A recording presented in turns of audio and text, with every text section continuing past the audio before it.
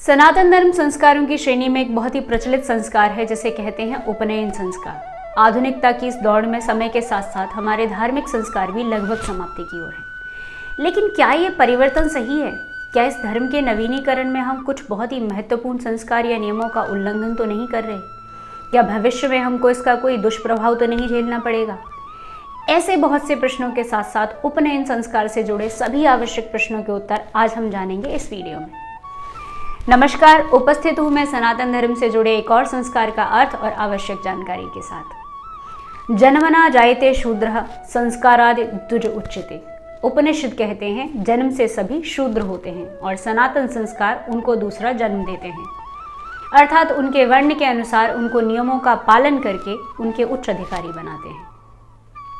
ऋग्वेद के अनुसार संपूर्ण मानव जाति को 4 वर्णों में विभक्त किया गया, सामाजिक भेदभाव के लिए नहीं अपितु सामाजिक कार्यों को सुचारू ढंग से क्रियान्वित करने के लिए। हम बात कर रहे थे उपनयन संस्कार की, और समाज में इस विषय को लेकर बहुत सी भ्रांतियां हैं। उपनयन का शाब्दिक अर्थ होता है नेत्र के निकट, अर्थात ज्ञान चक्षु मीन्स इनलाइटमेंट और द नॉलेजिफाई। उपनयन संस्कार अथवा यज्ञोपवीत संस्कार, वैसे तो दोनों एक ही बातें हैं, लेकिन एक छोटा सा भेद है इसमें।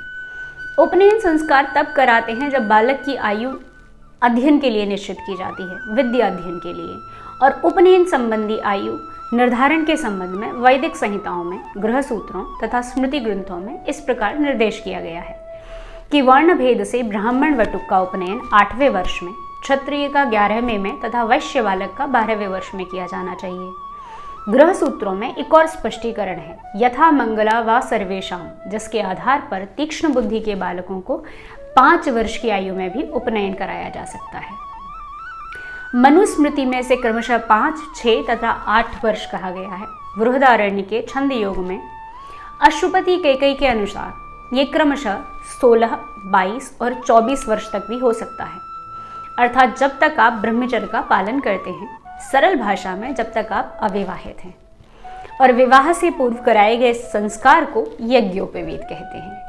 इसे ही जनेऊ धारण करना भी कहते हैं। जनेऊ अर्थात 3 पवित्र धागों की एक लड़ी, जिसमें मंत्रों द्वारा दैवीय शक्तियों को समाहित किया जाता है। विवाह से पूर्व 3, विवाह के बाद 6 और माता पिता के देहांत के बाद 9 धागों का जनेऊ धारण करते हैं। इस संस्कार का पालन मेल तथा फीमेल दोनों ही जेंडर कर सकते हैं, मतलब बालक और बालिका दोनों एक समान हैं।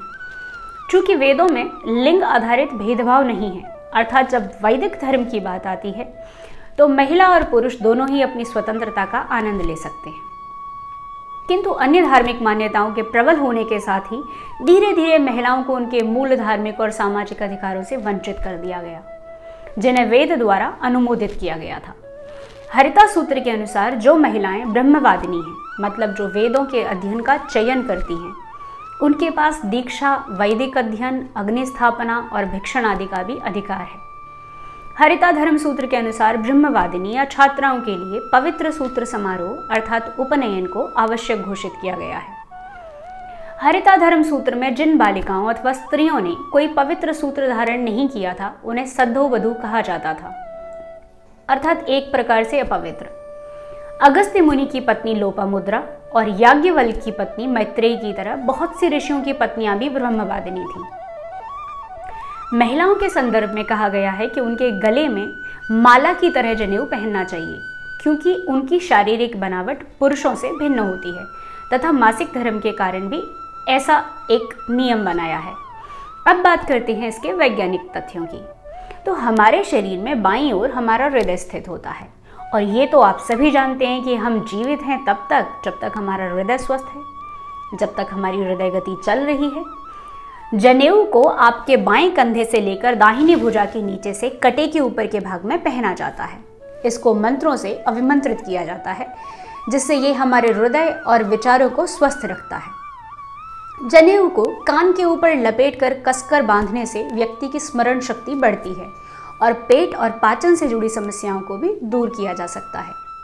आयुर्विज्ञान और जीव विज्ञान भी इसकी पुष्टि करता है, क्योंकि आपके कान के पीछे की जो नसें होती हैं उनका सीधा संबंध आपके मस्तिष्क और आंतों से होता है।